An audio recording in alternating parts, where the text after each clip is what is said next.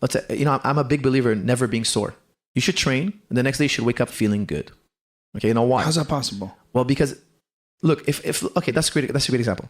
Let's say your energy levels. We're talking about fit people, by the way, right? Every human being. So guys never worked out before? Even if first day, never trained. How is it possible to work out and not be sore? No problem. Beautiful. Okay, here we go.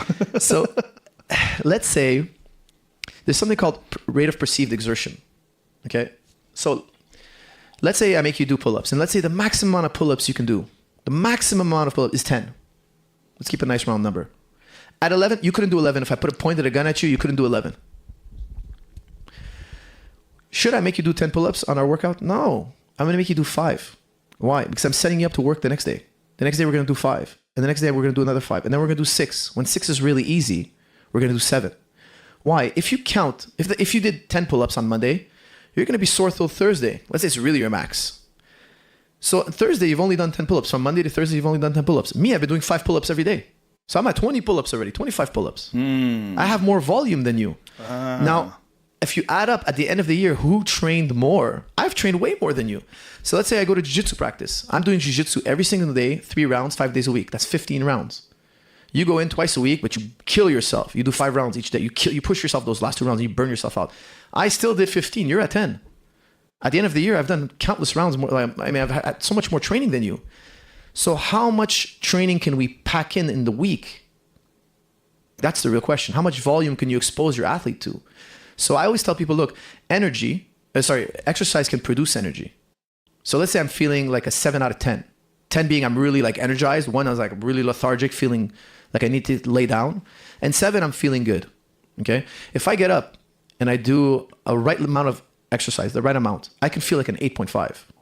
Exercise can give me a tonic effect, like drinking this coffee. So let's say I just do some jumping jacks, I hit the back for a couple of rounds, I'm feeling good. Once you get that high, shut it down. Don't go into the phase where your body's beat up, tight, broken up. Don't redline the body. That's only for training camps, for a small period of time. Why? Because you get a little bit more from the system. But in the long run, you get less. In the long run, you've taxed the system. So if you do that regularly, by the time you actually get good, you'll be broken up. That's why I do a lot of flow training. Have you ever heard of Mihai Csikszentmihalyi's flow? No. Chart. This is pure genius. This guy is pure genius. Basically, he went and he coined the term flow. So like when you're in a state of flow, we've all been in a state of flow. The number one way to know that you're in a state of flow is time flies by. I'm sure sometimes you've done podcasting. You're like, whoa, it's 3 hours already. Yeah. It was a great podcast. You know, the one where you have the worst guest or you're having the worst workout, it feels like every minute is an hour. That's a bad, you're not in a state of flow. A state of flow is you're having the right amount of difficulty, but it's not so difficult that you go into stress, and it's not so easy that you're bored. It's the right amount of challenge.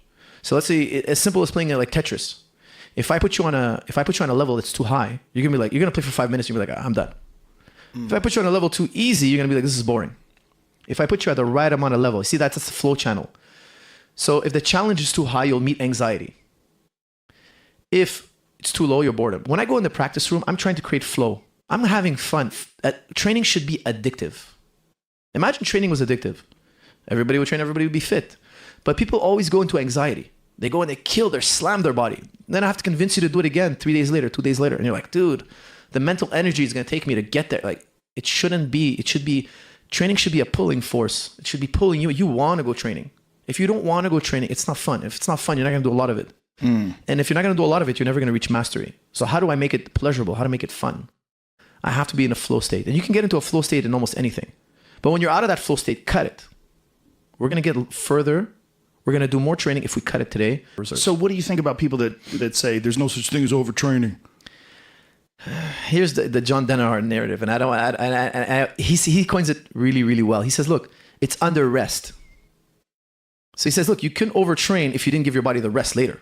Yeah. But he says, look, no matter how hard I push and practice, if I didn't kill myself, I can rest from it and recover and have super compensation. I agree with that. Some guys have made great strides with just mental fortitude and mental strength, overtraining the shit out of themselves. Okay, but can I ask you this? Yes.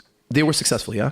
Yeah, okay. But their bodies break down. Right. But could they have been better if Possibly. they used flow? Exactly. Let me ask you this. Who wins more often, Russians or American wrestlers? Russians. Every time an American wrestler wins, he's like some prodigy. Mm-hmm. He's rare. It's rare. It does happen, but it's rarely he's a technical master. Right. However, you have these Russian guys that win gold medals. You've never heard of them, and they're like Michael Jordans of the sport. Yeah. There's just so many of them. they train long, consistent practices. Whereas in America, we do Monday, Wednesday, Friday hard. We kill it. And then you rest Tuesday, Thursday. The Eastern Bloc had a totally different understanding. They're like, it's volume, volume, volume. Near the fight, short and intense. Only near the competition phase. And come back in tomorrow. Because I'm a big believer in consistency over intensity. Intensity should be done once in a while. Because by nature, intensity can only be done once in a while. If you're going hard every day, you're not really going hard every day. You can't go your max every day. There's a cost to going to your max. Can you sprint every single day? You cannot sprint every single day. It's ludicrous. You can sprint once or twice a week. The best sprinters in the world, they sprint once or twice a week. Nobody sprints every day. Because intensity, by nature, entails that you need to take a break. Because if you don't need to take a break, you didn't really go to your maximum intensity. If you lift your maximum lift, the maximum amount of reps you can, the maximum weight you can lift. If you do 2 reps, that wasn't your max. Because if it was, you wouldn't have a second rep in you. You understand? Right. I would have to give you a break for you to have a second rep. So we didn't find your true max, right? Intensity, maximum effort entails you have to stop because it's the maximum. There was no more reserves. There are no more